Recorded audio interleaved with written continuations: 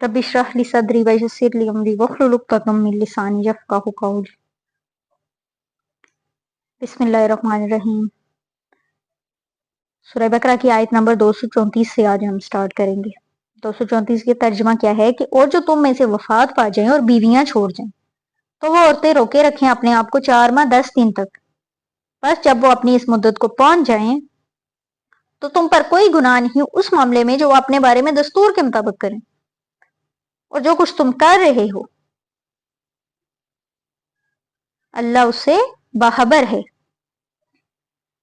यानी अब सबका आयात में हम पढ़ चुके हैं कि जो तलाक याफ्ता औरत थी उसकी इद्दत क्या बयान हुई थी, 3 हैज, यानी 3 तहर तक वो अपने आप को।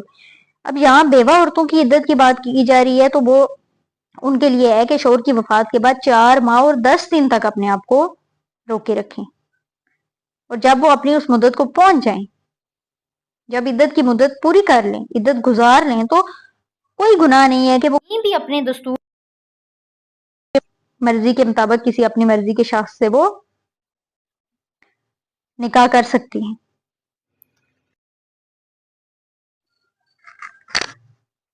क्या है कि अब इद्दत गुजरने के बाद औरत को रोकना नहीं चाहिए कि नहीं जो है ये तो हमारी खानदान बरादरी का इज्जत का मामला है, हमारी तो बेइज्जती हो जाएगी कि ये बेवा होकर सब्र से नहीं बैठ सकी, रहा नहीं गया। इस तरह की गलत बातें हैं और तुम्हारा कोई इख्तियार नहीं है कि तुम उन्हें रोको। जो कुछ तुम करते हो अल्लाह उससे बाखबर है, अल्लाह सब जानता है, नीयतों के हाल भी जानते हैं। आयत नंबर 235 है, और तुम पर कुछ गुनाह नहीं इसमें कि कनाया और इशारा में जाहिर कर दो उन औरतों से पैगाम निकाह, या पोशीदा रखो अपने दिलों में। अल्लाह को मालूम है तुम उन औरतों का जिक्र करोगे, लेकिन उनसे निकाह का वादा ना कर रखो छुप कर, सवाए इसके कि कोई बात कह दो अच्छे तरीके से, और मत बांधो गिरा निकाह की जब तक के कानून शरीयत अपनी मुद्दत को ना पहुंच जाए। और जवान रखो अल्लाह खूब जानता है जो कुछ तुम्हारे दिलों में है, बस उससे डरते रहो, और ये भी जान रखो कि अल्लाह बख्शने वाला और बुर्दबार है। अब यहाँ क्या है कि किसी औरत का, क्योंकि 4 माह 10 दिन उसकी इद्दत मुकर्रर की गई है, तो दौरान इद्दत उसका निकाह तो हो ही नहीं सकता, और ना ही उसे वाज़ेह तौर पर निकाह का पैगाम दिया जा सकता है इद्दत के दौरान। अलबत्ता इशारों में ये बात कही जा सकती है कि मुझे उसमें दिलचस्पी है, या फिर ये बात अपने ही दिल में रखी जाए और इद्दत खत्म होने का इंतजार किया जाए। अल्लाह को मालूम है तुम इन औरतों का जिक्र करोगे, आखिर तुम्हें उनका ख्याल तो आएगा कि ये औरत बेवा होगी, अब मैं इससे शादी कर सकता हूँ। कोई आदमी ये भी सोच सकता है कि ये जो मेरे दिल में बेवा के बारे में ख्याल आ रहा है, उससे निकाह की रगबत पैदा हो रही है, तो शायद मैं गुनहगार हो गया हूँ। यहाँ ये इत्मीनान दिलाया जा रहा है कि ऐसे ख्याल का आना गुनाह नहीं है, ये तो फितरत का कानून है। लेकिन ऐसी बात खुफिया ना करो, छुप के उनसे निकाह का वादा ना करो। ऐसा ना हो कि खुफिया भी खुफिया निकाह की बात पक्की हो जाए। बस कोई ऐसी बात कह सकते हो जिससे उन्हें इशारा मिल जाए, यानी अल्लाह की मुकर्रर करदा इद्दत जब तक पूरी ना हो जाए। यहाँ किताब से मुराद जो क्या है, किताब कानून शरीयत है। किताब अल्लाह में बेवा की इद्दत 4 माह 10 दिन मुकर्रर की गई है, उसका पूरा होना जरूरी है, इससे पहले निकाह नहीं हो सकता। और जान रखो कि अल्लाह खूब जानता है जो कोई तुम्हारे दिलों में है, और उससे डरते रहो, उससे पकड़ से बचने की कोशिश रखो। और ये भी जान रखो कि अल्लाह बख्शने वाला और हलीम है, पुरतबार है, गफूर रहीम है। कोई खता हो गई तो इस्तगफार करो, तौबा करो, अल्लाह माफ फरमाएगा। वो तो है ही माफ करने वाला, वो तो हलीम है, तहम्मल करने वाला, फौरन नहीं पकड़ता, ढील देता है, मोहलत देता है। चाहो तो तौबा कर लो।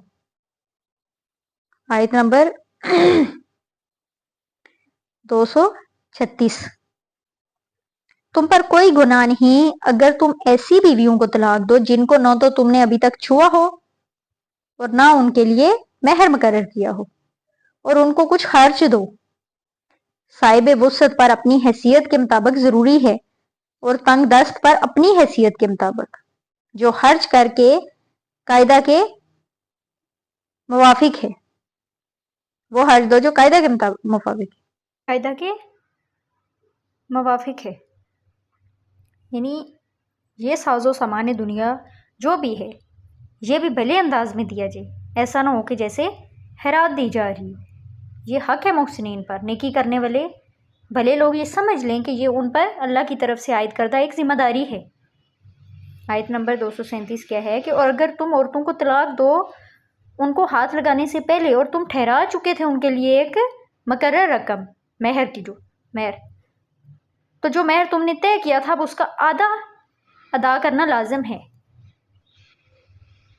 इस सूरत में मुकर्रर शुदा महर का आधा तुम्हें देना है, इला ये कि वो माफ़ कर दें या वो शख्स दरगुजर से काम ले जिसके हाथ में निकाह की गिरा है, और ये कि तुम मर्द दरगुजर करो तो ये तकवा से करीब तर है।